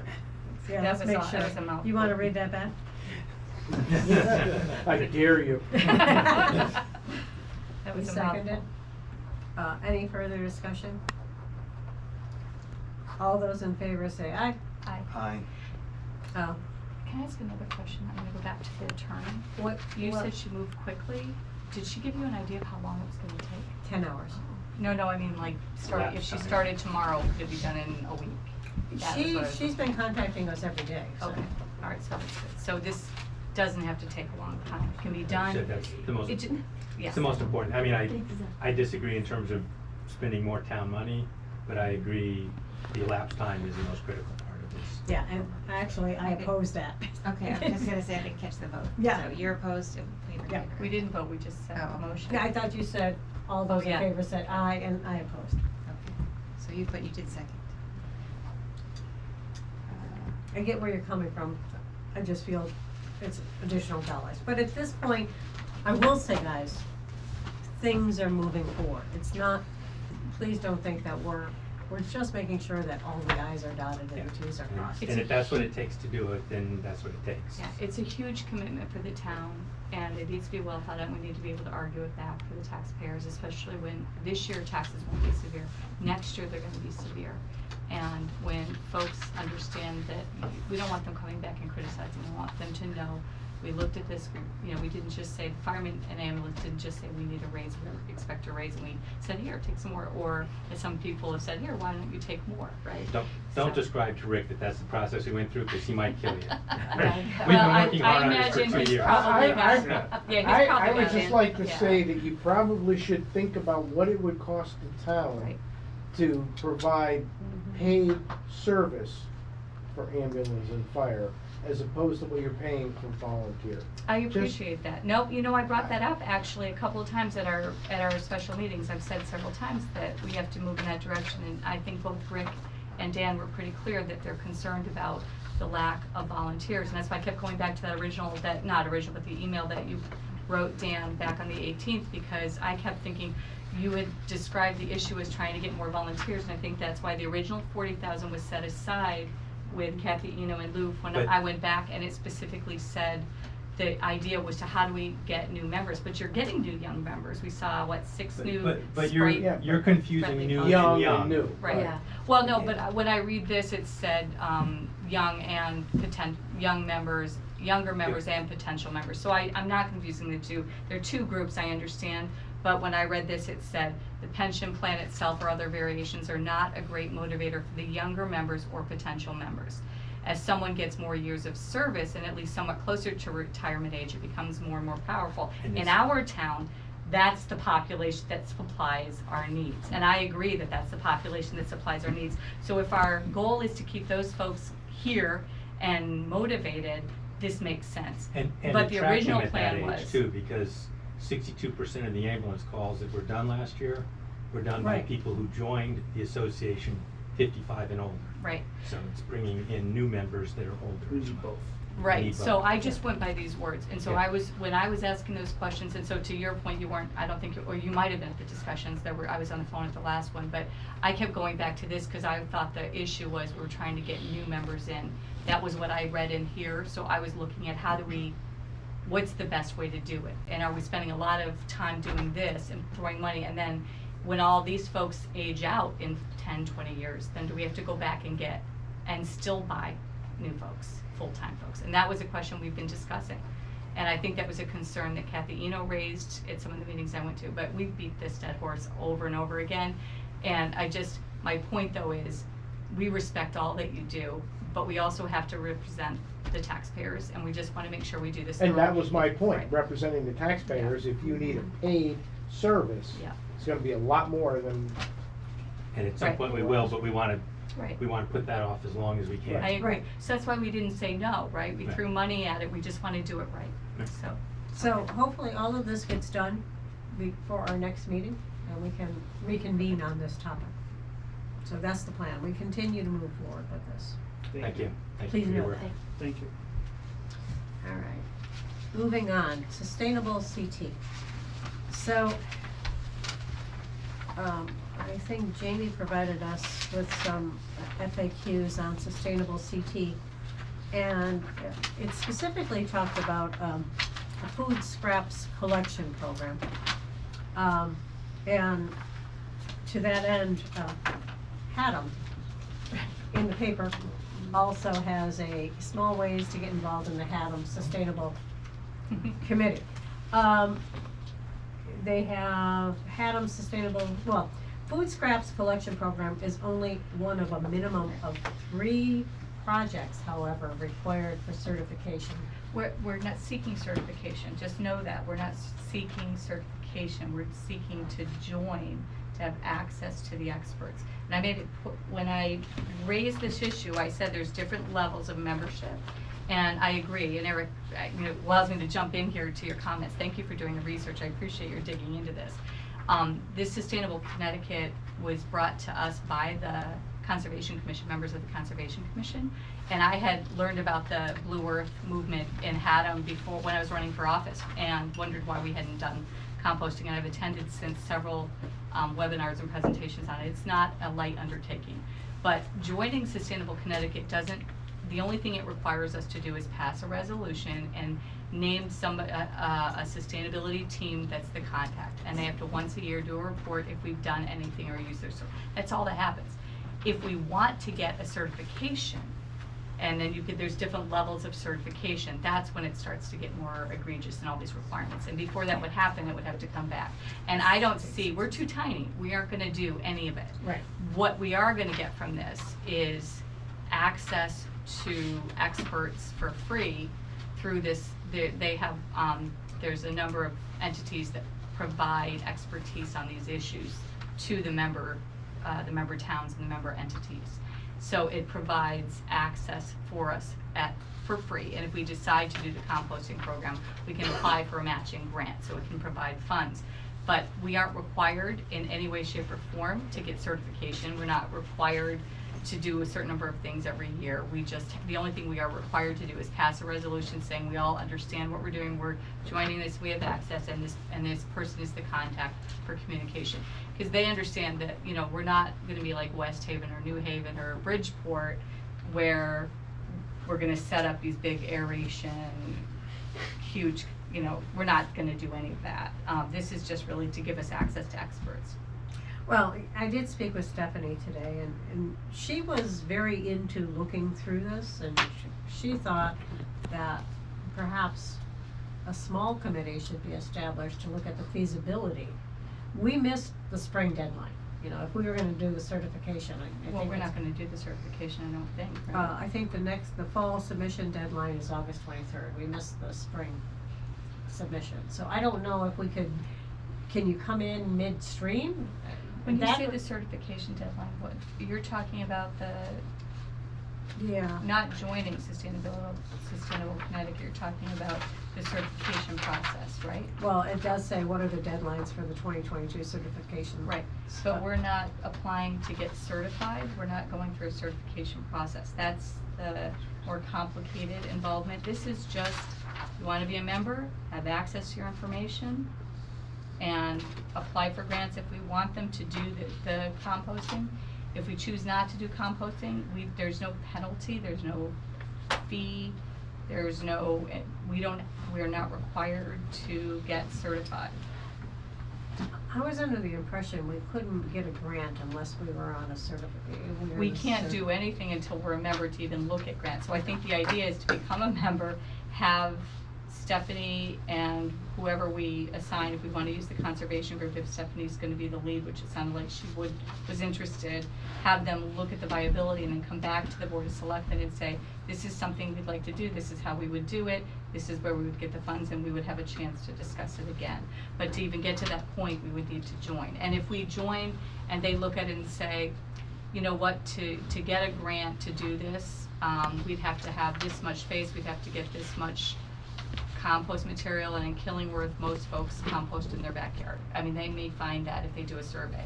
And then it may be much ado about not, and we just, you know, either strike the resolution or, you know, just keep it out there so they can access it for future opportunities. Yeah, one thing that Stephanie did tell me, if you garden, you compost.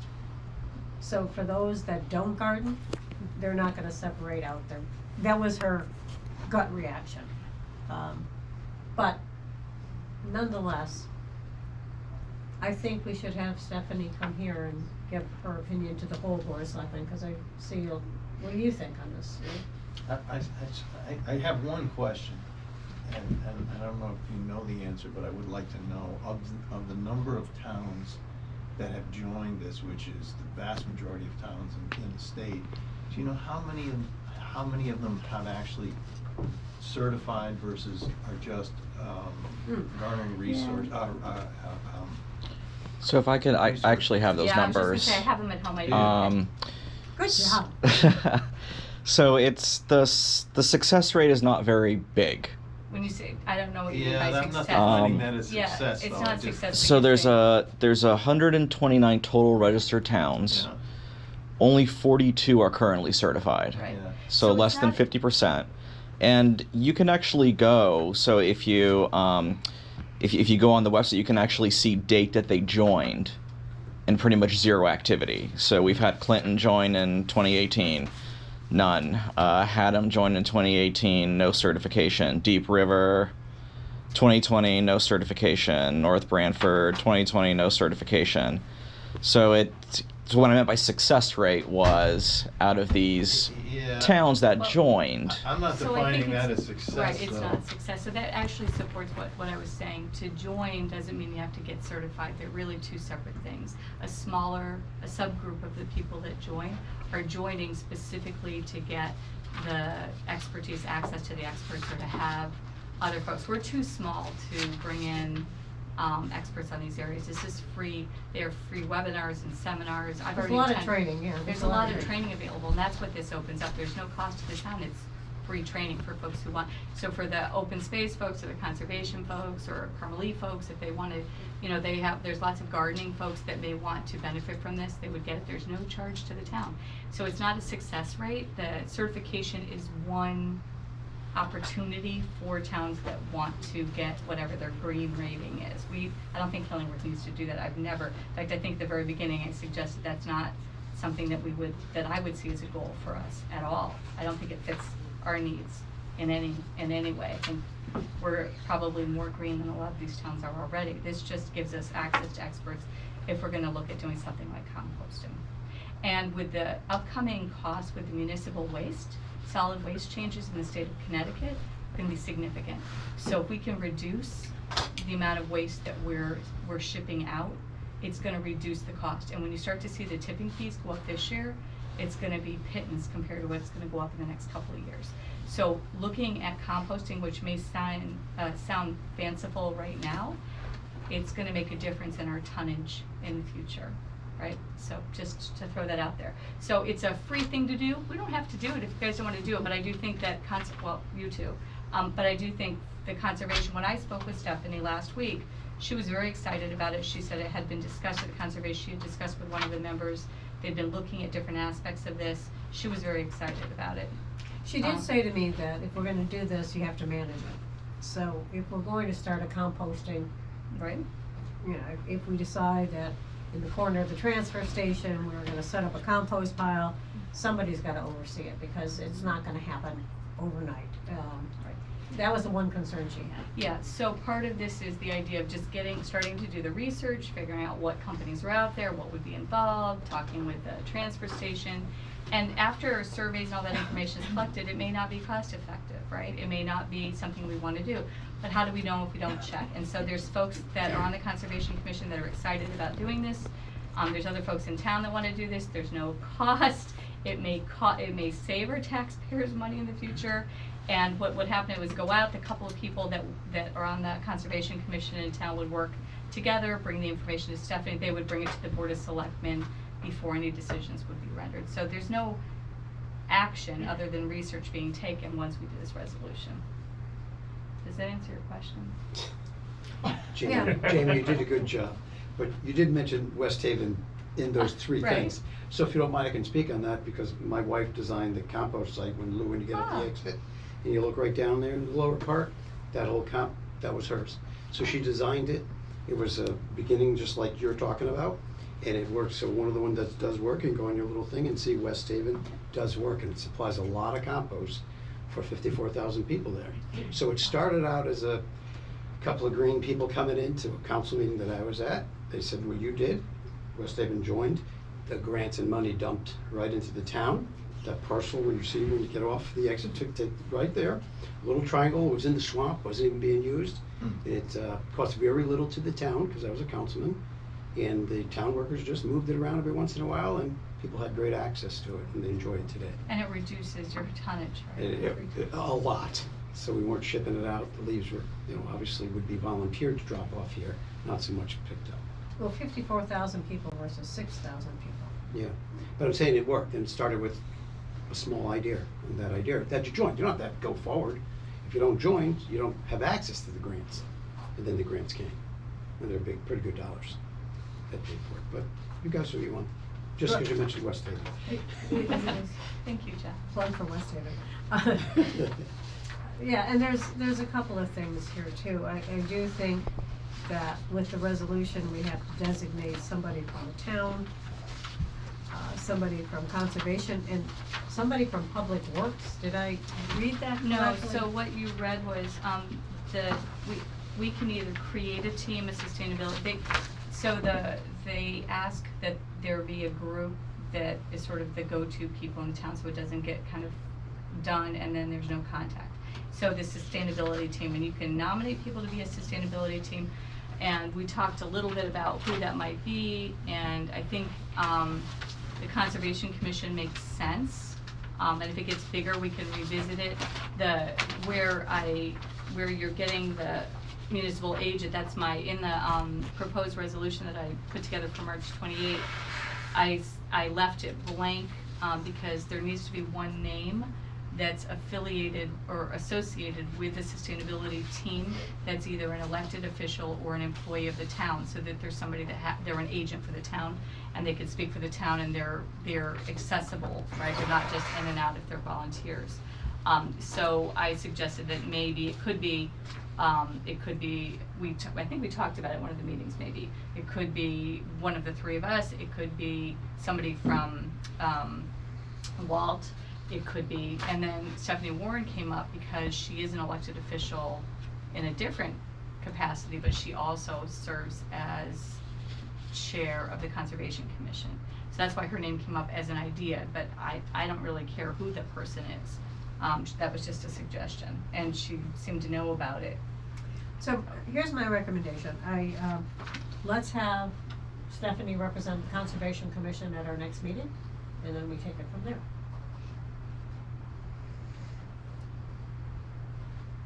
Because she was off to Orlando for a work trip. So And when she I wanted spoke to- with her, she was excited about the opportunity to do it. She didn't seem as excited, but maybe she was leaning towards the certification program, and she realized that there was a lot of work to it. Because she was in the office today. Okay, well, I spoke with her last week, so maybe the things have changed, but. So your concern is to bring in the Conservation Well, Commission no, to my recommendation to have them say, we're good with this. Well, I think Stephanie specifically, Yes, correct? as the chair. Because we need, I'm assuming we wanna put her name in that resolution. It doesn't have to be her, it could be Nancy, it could be Walter. Well, Walter's Just- got enough. No, I mean, I'm just saying, when I said Stephanie, it doesn't need to be her, I just thought she made sense because, Yeah. or, you know, because she's also. I the would chair. rather her be here if we're gonna put her name in this. Just as a point of order. She did put in writing that she would be interested in doing it, but I'm okay with waiting again if you wanna I bump it a didn't, third time. she didn't return my email Oh, she didn't? specifically. She talked to me, but she didn't return my email. So, we'll bring her in next time. Okay, Okay? so we'll table it. Beechwood, just wanna say that I did meet again with the residents of Beechwood this past weekend. Rafi Ladowski from Connecticut Legal Services was their guest speaker. There was 100 people in this room at the community center at Beechwood. He spoke of tenants' rights under a fair rent commission. And, fair rent commissions do exist in Westbrook and Clinton, and they're largely in place for renters of lots. So this is a big deal. Establishment of a fair rent commission would require us to have an ordinance, consequently a public hearing and a town meeting. I will continue my research and send information to the selectmen, because here, they have no other place to file a complaint about their increased rates other than a fair rent commission. And the fair rent commission only exists if only meets if there is a complaint being filed. I still have more work to do. I did get some information from Rafi Ladowski, and I'll send it to you, but we'll be in touch. These people are, they're very, hurting. they're hurting, and they're, it's not only their rent, it's their water. Most of these people, if you add up in general, tax base here on average is $6,000 a year for taxes. Once you add up the amount that they spend to lease their lot, plus their water, plus the taxes on their mobile home, in many cases it exceeds $6,000. And they still have to maintain their property. So, it's not that we're not saying anything wrong about Sun Community. They may be very much aligned with what's happening across the state, across the country, but we need to do the research, and these people, like I said, are hurting, and we gotta figure out a way to move this forward.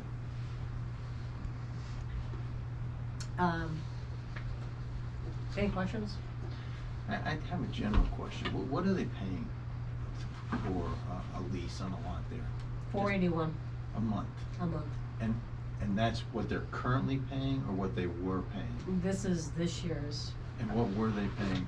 I actually have that. I can send it to you. Do you know on a percentage basis? This was a about how 7% increase this year. With Okay. reduced, benefits, cause now they have to, something with their driveways, right, they have to maintain their own Well, driveways yeah, now. well, That wasn't the case before, historically, with so there are increased costs, right? Mhm. Right. Okay. And then we talked about what the homeowner is responsible for anything above the ground now, and Beechwood is responsible for below the ground. We have, 380 units there? It's a significant part of the population, so I do think we're heading towards a fair rent commission where we give them a voice.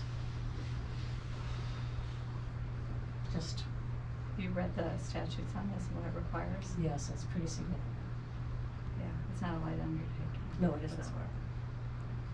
But Rafi gave me all the stuff.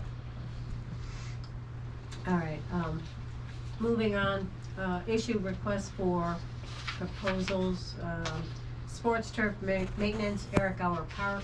I move to issue the RFP for sports turf maintenance, Eric Gower Park, pending approval by Park and Rec. Second. Any further discussion?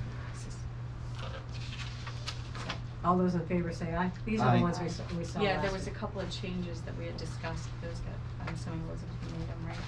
That's not that, we're talking about sports term. And these have to be approved by Park and Rec anyways. We hadn't finished those yet. So sports turf maintenance, Sheldon, Morocco, and Bethke. I move to issue the RFP for sports turf maintenance, Sheldon Park, Morocco, and Bethke, pending approval by Park and Rec. Second. Any further discussion? All those in favor say aye. Aye. Grounds maintenance for town properties, I think that's this one. That's the one I have out here, I move to issue the RFP for grounds maintenance for town properties. Second. Discussion? Looking at it now. yeah. No, we discussed these in Yeah. ad nauseum, right? At one of our special meetings. All those in favor say aye. Aye. Aye. Cemetery mowing bid. Mowing is $4,400 annually. If we change this to a one-year bid and Jay keeps it under $5,000, we can avoid going out to bid. Feedback from both Walt and Tom Lentz are, they're very happy with Jay and would like to renew. I second it. I'm good with that. Okay, we don't even, I mean, it's not even a motion, just let it be. Yeah, I think it makes sense, cause it fixes all the concerns Tom had. Especially with, and yes, Tom's training people, yeah. concerns, absolutely. I think that makes sense. And that's the one we marked up, Jamie, so just so Yeah, you know. yeah, that was all the. All right, the selectmen's comments? All right, I've already mentioned one, I have one comment. Madalena Howenstein is our animal control officer. I'm going to sign a contract with her through the end of the fiscal year to complete 2 court cases and provide after hours on call as needed. So Marion does the 7 to 3, my dog is loose type work. Madalena does all the work. There's 2 pending court cases that so she goes to the courts, she deals with all of that. Marion does not leave the house after 3 o'clock. We did have a case where the fire department was out, and there was a carbon dioxide issue at Beechwood. They couldn't find anyone to take the dog, so we had mutual aid to Madison to pick up the dog. And That didn't make the paper, did it? mutual aid! You No, can't we make- had to stay there and wait for somebody to take the dog. Couple hours. I 2 mean, o'clock in the morning. They were trying every town around here to get someone to come and. So Madalena said she would do it. Call At me. one time, If I'm awake, I'll come get him. If you it know, doesn't could work. we have given you the keys to the pound? Yes, but the problem is, you're not an animal control officer, so we're introducing, It was a dog and a Risk. cat, we had one of each. but whatever, we're introducing risk, that's you can't make this up. So I'm signing that contract, okay? Sounds good to me. All right, move to adjourn. Second?